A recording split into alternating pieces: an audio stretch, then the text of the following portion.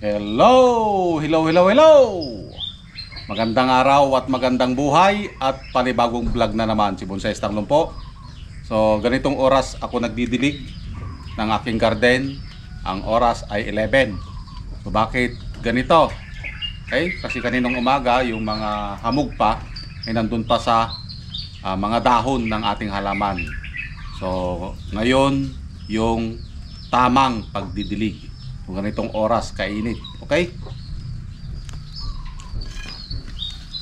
So let's start. Medyo mainit. Yan. Shout out Wolf Cook. This is your cup. Shout out kung saan ka man naroroon. Yan.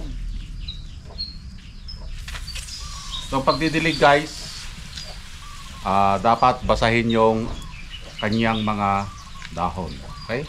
Kasi bakit? May mga insekto na ayaw sa tubig. So para maitaboy sila. Okay? So ganito lang.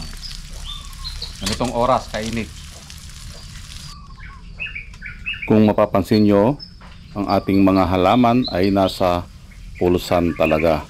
Dahil ang araw doon kumukuha ang lakas ng ating puno.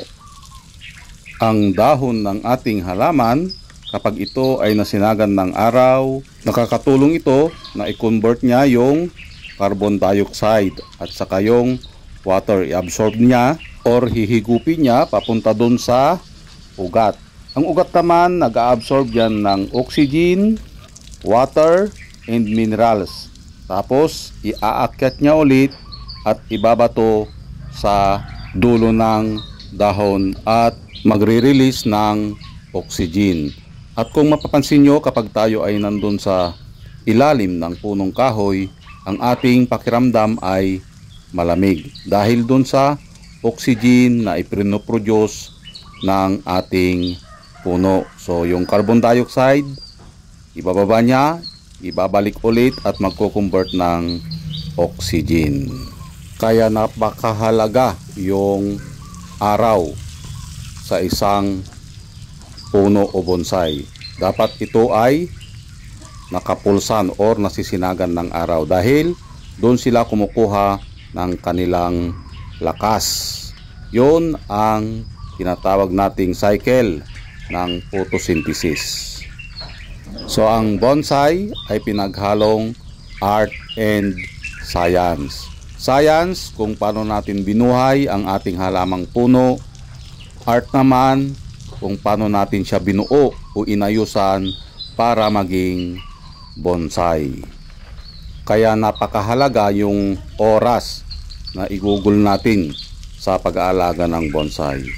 Tulad nito, mainit ang panahon, nandun tayo sa gitna ng garden para lang magdilig o maibigay yung pangangailangan ng ating halamang bonsai. Isa yan sa dahilan kung bakit mas mahal ang bonsai kaysa sa ex mo. Nadamay na naman. So yan, ganun lang yung pagdidilig.